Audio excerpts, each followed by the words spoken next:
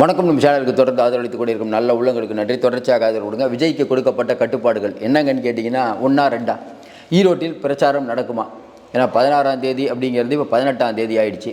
சரி, 18ஆம் தேதியாவது கிடைக்குமா அப்படின்னா அங்கேயும் கேட்டு. அப்போ விஜய் வெளியில் வரக்கூடாது. சரி, எப்போ தான் விஜய் வெளியில் வருவார்? இதை பார்த்துட்டு இருக்க மக்கள் இப்போ நிறைய பேர் பார்த்துட்டு இருப்பீங்க. நீங்கள் சொல்லுங்கள், விஜய்க்கு இந்த அளவுக்கு கட்டுப்பாடுகள் தொடர்ந்து விதிக்கிறாங்களே, இது நியாயமா? நீங்கள் கேட்கலாம், நியாய தர்மத்தெல்லாம் பார்த்தா இந்த அரசாங்கம் வந்து பர்மிஷன் கொடுக்குறாங்கன்னு. சரி, இவர்கள் நினைப்பது என்ன? ஒரு பக்கம் பிஜேபியும் விஜய் வந்தால் நல்லதுன்னு நினைக்கிறாங்க, திமுகவிட்ட பிரிப்பார். ஆனால் நமக்கே உளவு ஸ்டார்னா என்ன பண்ணுறது? அப்போ அவர்களும் நெருக்குவார்கள். நேற்று பழனிசாமி அவர்கள் விஜயை பற்றியே பேசாமல் ஒரு பொதுக்குழு நடத்துகிறார். அப்போ பழனிசாமி ஒரு தேர்ந்த அரசியல்வாதியாக காட்டுகிறார். ஏன்னா விஜயை இன்றைக்கி திட்ட வேணாம், பின்னால் நமக்கு அது தேவை இருக்கும் அப்படின்னு அவர் ஒரு கணக்கு போட்டுட்ருக்கார். எல்லா கண்களும் விஜயை நோக்கி நம்ம தொடர்ந்து சொல்கிறோம். அவர் வந்து அமைதியாக இருந்தாலும் சரி, வெளியில் வந்தாலும் சரி, அது பெரிய செய்தியாக்கப்படுகிறது. விஜய் என்றாலே ஒரு பெரிய செய்தி. அவர் ஒரு கேம் சேஞ்சராக இருப்பார். நம்மளுடைய கொள்கையில் மாற்றம் இல்லை. சரி, விஜய் அவர்களுக்கு இன்றைக்கி ஈரோட்டில் என்ன பிரச்சனை? சரி, ஈரோட்டில் பிரச்சனைனா அடுத்தவர் என்ன பண்ண போகிறார்? பிரச்சாரமே பண்ணாமல் ஜெயிக்க முடியுமா? இப்போ நீங்களே சொல்லுங்கள், பிரச்சாரம் எதற்கு? பிரச்சாரம் மக்களை நேரடியாக சந்திப்பதற்கு ஒரு டூல். பிரச்சாரம் வரும்போது ஜெயலலிதாவுடைய பிரச்சாரம் பார்த்தீங்கன்னா, அவங்க கான்வாயிலேருந்து இறங்கி வந்து மக்களோடு நின்னாலே பெரிய செய்தி. ஏன்னா ஜெயலலிதா அப்படிலாம் அவ்வளோ டக்குன்னு பண்ண மாட்டாங்க. அவங்களாம் சில சமயம்லாம் இறங்கியிருக்காங்க. அப்படி இந்த பிரச்சாரம் அப்படிங்கிறது மிகப்பெரிய ஒரு வலிமை. அந்த பிரச்சாரம் அப்படிங்கிறது வந்த உடனே விஜய்க்கான செல்வாக்கு கூடுது. இப்போ பழனிசாமி அவர்கள் கூட்டத்தில் 117 தொகுதி பண்ணியிருக்காரு. அங்கே போய் சர்வே எடுத்து பார்த்தா ஒரு 2% அதிமுகவுக்கு அதிகமாகுது வாக்கு வங்கி. இன்னொரு பக்கம் டிவிக்கே சொல்கிறாங்க, கிட்டத்தட்ட 3.5 லட்சம் பேர் QR கோடு மூலிமா எங்ககிட்ட உறுப்பினர் ஆகிட்டாங்க அப்படின்ட்டு. விஜய் அவர்களுக்கு அந்த 3.5 லட்சம் இல்லை. விஜய் அவர்கள் எண்ணிக்கொண்டிருப்பது 1.5 கோடி. தனிப்பெரும்பான்மையை ஆட்சி அமைக்கணும் அப்படிங்கிறார். அப்போ இது பத்தாது. அப்போ இதை பத்தாது அப்படின்னா இதை செய்வதற்கு விஜய் என்ன பண்ணணும்? வெளியில் வந்து மக்கள்கிட்ட பேசணும். 4 வாரத்துக்கு முன்னாடி தான் பர்மிஷன் கொடுப்போன்னு சொல்கிறாங்க. செங்கோட்டையன் அவர்கள் முன்னாள் அமைச்சர், பல ஆர்கனைஸ் பண்ணவர். அவராலேயே அங்கே ஒரு இடத்த பிடிக்க முடியல. எந்த இடத்த பிடிச்சாலும் அது பிரச்சனை, இது பிரச்சனை. ஏன் 84 கண்டிஷன் வச்சிங்க? ஒரு 120 கண்டிஷன் வச்சு தானே. வரவர்கள் வெள்ளை சட்டை தான் போட்டு இருக்க வேண்டும். துணி இவங்க அந்த ஒரு அஜித் படத்தில் ஒன்று சொல்லுவாங்களே, ஆட்டோ அந்த எடுக்கிறதுக்கு பார்த்தா கண்ணாடியை திருப்புவார், ஆட்டோ ஓடிடும் அப்படிலாம் சொல்லி இது பண்ணுவார். அந்த மாதிரி விஜய் கட்சி தொண்டர்கள் எந்த பக்கம் வந்து பேட்சை அணிந்து விட வேண்டும், லெஃப்டில் அணியணுமா ரைட்டில் அணியணுமா, இது வரைக்கும் சொல்லக்கூடிய நிலைமை தான் இன்றைக்கி இருக்குது. நேற்று அந்த பாண்டிச்சேரியில் வந்து அங்கே இருக்கக்கூடிய எஸ்பி அவர்கள் புஷி ஆனந்தெல்லாம் எச்சரித்தாருங்க. அப்படின்னா இது ஒரு சின்ன செய்தி தான். சார், எல்லா கட்சி பிரச்சனையும் மீட்டிங்லேயும் இது நடக்கும். உங்கள் கட்சி மீட்டிங்கில் இப்போ ஏன் நடக்கலைன்னா அங்கே கூட்டம் பெருசாக வரல. தலைவரைக்கான முண்டி அடிக்கக்கூடிய கூட்டம் அங்கே இல்லை. இங்கே முண்டி அடிக்கிறாங்க, அவ்வளோதான். அப்போ இயற்கையிலே கூட்டம் வரதான் செய்யும். அவங்க பேசுகிறதும் தப்பு இல்லை, இவங்க கேட்டது. இது வந்து ஒரு சின்ன நிகழ்வு. இதை வந்து பெருசாக மீடியாவில் பார்த்தீங்கன்னா, ஐயோ புஷி ஆனந்தை கடுமையாக எச்சரித்த. இது அரசியல் கட்சிக்கு தினந்தோறும் நடக்கக்கூடிய விஷயம். திமுக எதிர்கட்சியாக இருக்கும்போது போலீஸ் இப்படி தான் நடந்துக்குவாங்க. அதிமுக வெளியே கொஞ்ச நாளைக்கு முன்னாடி கோயம்புத்தூர் பக்கத்தில் வந்து பேனர் வைக்க முடியல. இப்போ பழனிசாமி வராரு. அப்போ அதிமுக போய் கரெக்டாக பண்ணுறாங்க. கலைஞ்சு போகிறீங்களா இல்லையா அப்படின்னு சொன்னாரா இல்லையா?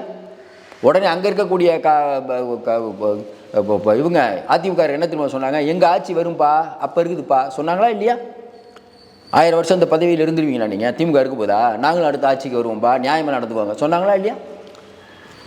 அதனால் இது வந்து ஈஸியாக இதை வந்து பெரிய விஷயமாக்குறேன். அதனால் நாங்கள் விஜயை களங்கப்படுத்தணும் அப்படிங்கிற நோக்கம் நம்ம தொடர்ந்து சொல்லிகிட்டு இருக்கோம்.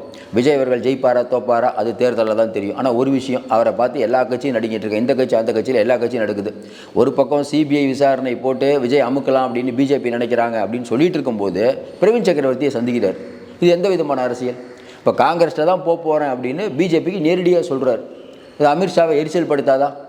அவருடைய மாநிலமான பாண்டிச்சேரியில் போய் பிஜேபி ஒன்றும் பண்ணல அப்படிங்கிறாரு. இன்னும் சில பேர் சொல்கிறாங்க, ரைட்டுங்க, பாண்டிச்சேரி போயிட்டு விஜய் வந்து அமித்ஷாவை நேரடியாக திட்டியிருக்கணும். சரி, நீங்கள் நேரடியாக திட்டுறீங்களா? நிதியமைச்சர் நிர்மலா சீதாராமனை நேற்று போய் நேருடைய பையன் அருண் நேரு சந்தித்தார். எதற்காக? அப்போ உங்களுக்கு ஈடி வந்துருச்சுன்னா நீங்கள் மத்திய அமைச்சரை போய் சந்திப்பீங்க. கேட்டால் எங்களுடைய தொகுதிக்காக சந்திக்கலாம். அருண் நேரு அவர்கள் திருச்சியுடைய அந்த பெரம்பலூரில் வந்து இப்போ தான் அவருக்கு தெரியுமா அடிப்படை வசதி இல்லைன்னு. இதுக்காக நிர்மலா சீதாராமனை சந்திக்கிறாரா? நல்லா யோசனை பாருங்கள். நிர்மலா சீதாராமனை முதல்ல எதுக்கு சந்திச்சிங்க? நிர்மலா சீதாராமன் டிபார்ட்மெண்ட் என்ன? நிதி ஏதாவது உங்களுக்கு வேணுமா? எந்த சம்பந்தமான நிதி வேணும்? அடுத்தடுத்து சந்திக்கும் திமுக அமைச்சர் வீட்டு பிள்ளைங்க அப்படிங்கிறாங்க. கதிரானந்த் போய் இன்னொரு அமைச்சரை சந்திக்கிறார். என்னன்னே புரியல. தேர்தல் வந்தால் உங்களுக்கு பிஜேபி அமைச்சர் எல்லாம் போய் சந்திப்பீங்க. கேட்டால் தொகுதிக்காக போகிறேன். என்ன இது மக்களுக்கு தெரியாமையாக இருக்கும் உங்கள் அரசியல். நல்லா யோசனை பாருங்கள், இவங்க அரசியல் தெரியாத என்னது என் வாக்குச்சாவடி வெற்றி வாக்குச்சாவடி முதலமைச்சர் தொடங்கி வைத்தார். வாக்காளர்களை கவர வேண்டும். நீங்கள் வாக்காளர்களை கவர்வதற்கு 4.5 ஆண்டு காலமாக நீங்கள் நல்லதை பண்ணியிருந்தால் வாக்காளர்களை கவர்ந்திருக்கலாமே. நீங்கள் என்ன பண்ணீங்க? உங்களுடன் ஸ்டாலின் ஒரு திட்டத்தை அறிமுகப்படுத்துறீங்க. மக்கள் மறந்துட்டாங்கன்னு நினைக்கிறேன். ஏற்கனவே 2024 இதே மாதிரி உங்கள் ஊரை தேடி அப்படிங்கிற ஒரு திட்டம் ஸ்டாலினால் தொடங்கப்பட்டது.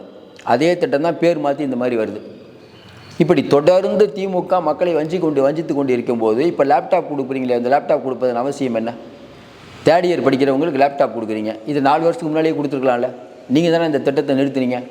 என்ன பயன்னா இளைஞர்கள் வாக்கு விஜய்க்கு போகும்போது அந்த வாக்கை நம்ம எடுக்கணும் அப்படின்னு லேப்டாப் கொடுக்குறீங்க. அதே லேப்டாப் வச்சு அவங்க உங்களுக்கு எதிராக ரீல்ஸ் போட போகிறாங்க, எல்லாம் விஜயோட ஆட்கள். இப்போ விஜய் அவர்களுக்கு 84 கட்டுப்பாடுகள் ஈரோட்டில் வச்சிங்கன்னா செங்கோட்டையனுக்கே இந்த நிலைமை. அப்போ மற்ற மாவட்டங்களில் இருக்கக்கூடிய மாவட்ட செயலாளர்கள் நிலைமையை பாருங்கள். சரி, அடுத்த கட்டமாக என்ன பண்ணுவாங்க? விஜய் என்ன நினைப்பார்? நம்ம ஏற்கனவே சொன்ன மாதிரி இதை விஜய் முதலே பண்ணியிருக்கலாம். என்ன பண்ணியிருக்கலாம்? இப்போவே 4 வாரத்துக்கு இப்போவே ஜனவரி மாதம், ஜனவரி எண்டு, பிப்ரவரி, இப்போ நல்ல எல்லா ஊர்லேயும் ஒவ்வொரு அப்ளிகேஷன் அங்கே இருக்கவங்கள்ட்ட கொடுத்துடணும். ஏதாவது ஒரு அப்ளிகேஷன் நீங்கள் ரிஜெக்ட் பண்ணிங்கன்னா கோர்ட்டுக்கு போகணும். ஏன்னா இன்றைக்கி நீதிமன்றம் தான் ஒரே வழி. விஜய்க்கு இருக்கக்கூடிய ஒரே ஆப்ஷன். இவங்கள முடக்க நினைக்கிறாங்க. இன்னொன்றுங்க, ஸ்டாலின் அவர்களுக்கு முதலமைச்சரை நேராக கொண்டு விஜய் சீஃப் மினிஸ்டர் ஆகணும் நோக்கம் இருக்குமா? இருக்காது. அப்போ உங்களுடைய எதிரிகள் உங்களை அழிக்கத்தான் பார்ப்பார்கள். நீங்கள் தான் எந்திருக்கணும். அவங்களுக்கு ஒரு நல்ல வசதியாக போச்சு என்னென்னா, நீங்கள் அப்படியே ஈரோட மட்டுமே நினச்சிட்டு இருக்கீங்க. அவங்களுக்கு ரொம்ப சந்தோஷம். திமுக பரவாயில்லப்பா அப்படியே நினச்சிட்டு இருக்காங்க. மற்ற ஊரை பற்றி சிந்திக்கவே மாட்டாங்க. சிந்திக்கணும் ஒரு அரசியல் கட்சி. இப்போ நான் சொல்கிறது சரியா இல்லையா? நீங்களே சொல்லுங்கள். இப்போ விஜய் அவர்கள் இப்போ நீங்களே சொல்லுங்கள், விஜய் அவர்கள் சிஎம் ஆகணும்னு நிறைய பேர் பார்த்துட்ருப்பீங்க.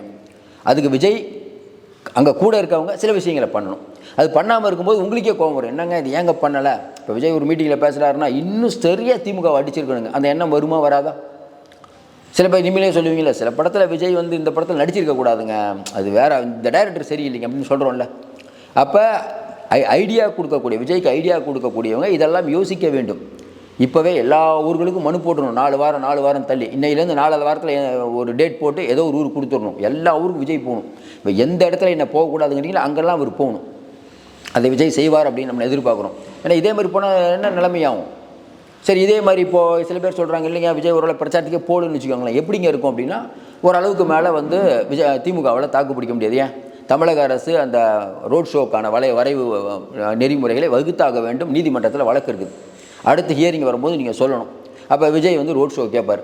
இது இப்படியே போச்சுன்னா ஜனவரி எண்டுக்குள்ளே ஒரு பிரச்சனை முடிஞ்சிடும். அப்போ ஜனவரி எண்ட்லேருந்து அவர் பிரச்சாரத்தை வேகமாக ஆரம்பிப்பார். அது போதுமாங்கிற ஒரு கேள்வி இருக்குது.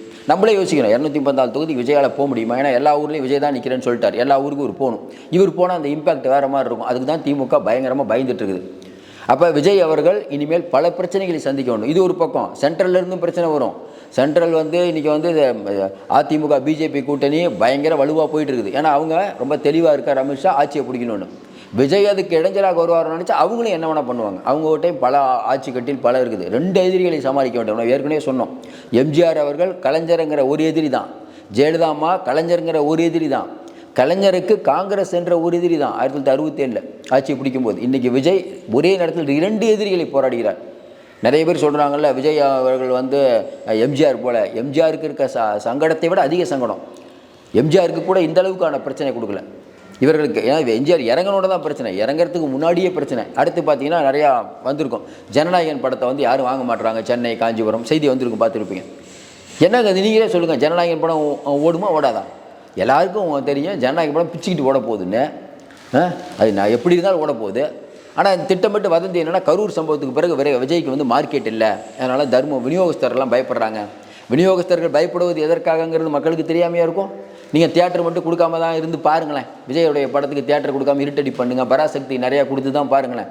அது தேவையில்லாமல் இம்பாக்ட் வரும். ஆனால் பிரச்சனை பண்ணுவதற்கான வாய்ப்பு நிறையா இருக்குது. இவங்களுடைய எண்ணமே அதுதான். ஜனநாயகன் படம் ஓடலை அப்படிங்கிற இமேஜ் ஏற்படுத்தணும். ஜனநாயகன் படத்தில் வர வசனத்தை வச்சு இந்த ஜாதியை இழிவுபடுத்தி விட்டார்கள், அதை இழிவுபடுத்திட்டாருன்னு யாராவது வச்சு கேஸ் போட வைக்கணும். இதெல்லாம் பல விஷயங்கள் பண்ணுவாங்க. இதில் இருந்தால் நீங்கள் நெருப்பாற்றில் நீந்தி தான் வர வேண்டும். தொடர்ந்து சொல்கிற மாதிரி இன்றைக்கி ஈரோடில் இந்த சம்பவம் அப்படிங்கிறது இன்றைக்கி விஜய் ஆட்கள் இதை ரொம்ப சீரியஸாக பார்க்குறாங்க. இப்போவும் சொல்கிறோம், விஜய் அவர்களுக்கு நீங்கள் அழுத்தம் கொடுக்க மாபெரும் சக்தியாக வளருவார். திமுக இனியாவது திருந்த வேண்டும். அப்படியே விட்டுட்டா ஒரு பாட்டு இருந்துட்டு இருக்கோம். ஒருத்தர் வராரு, அவர் பிரச்சாரம் பண்ணும். இப்போ விஜய்க்கு இவ்வளோ மவுசு கூறதுக்கு காரணம் என்ன? ஏங்க அவர் என்னங்க வெளியிலே வர விட மாட்டுறாங்க? அவர் சரியாக பேசலைன்னா கூட பரவாயில்லைங்க, வெளியில் ஏங்க வர விட மாட்டுறாங்க? அப்போ திமுக அப்படிங்கிறது விஜய்க்கு நன்மை தான் செய்யுது. நீங்கள் அழுத்தி அழுத்தி வைக்க அவருக்கான அந்த இமேஜ் கூடிக்கொண்டே இருக்கிறது. விஜய் கண்டிப்பாக ஒரு கேம் சேஞ்சராக இருப்பார். ஸ்டாலினோ பழனிசாமியோ விஜயோ யார் ஜெயிக்க போகிறாருன்னு இப்போ முடிவு பண்ண முடியாது. இன்னும் குறிப்பாக பார்த்தீங்கன்னா கரூர் அறிக்கை வேறு வருது. அதில் இருக்கக்கூடிய பிரச்சனை ஏன்னா அதில் போஸ்ட்மார்ட்டம் எப்படி ஒரே நேரத்தில் இவ்வளோ பேருக்கு பண்ணாங்க, அங்கே இருக்கக்கூடிய காவல்துறை அதிகாரிகள் அந்த இடத்துல இருந்தாங்களா, இவ்வளோ விஷயத்தையும் அஜய் ரோஸ்தகி கொண்டு போயிருக்கார். ஒரு பக்கம் அஜய் ரோஸ்தகி இவரை நெருக்குவாங்க, இன்னொரு பக்கம் இடி நிறைய பேர் நெருக்க போகுது. அப்போ திமுகவில் வேலை செய்கிறதுக்கே ஆள் இருக்க மாட்டாங்க. விஜயா நீங்கள் வெளியில் விடாமல் தடுத்தீங்க, உங்களுக்கு வேலை செய்யவே ஆள் இருக்க மாட்டாங்களே, அப்போ என்ன பண்ணுவீங்க? அதனால் வரக்கூடிய காலங்கள் அப்படிங்கிறது திமுக இருண்ட காலமாக இருக்கும்னு நான் நினைக்கிறேன். உங்கள் கருத்தை சொல்லுங்கள். தொடர்ந்து நிறைய அண்மை தகவலை தந்துட்டுருக்கோம். தொடர்ந்து ஆதரவு கொடுங்கள். மீண்டும் சந்திப்போம். நன்றி.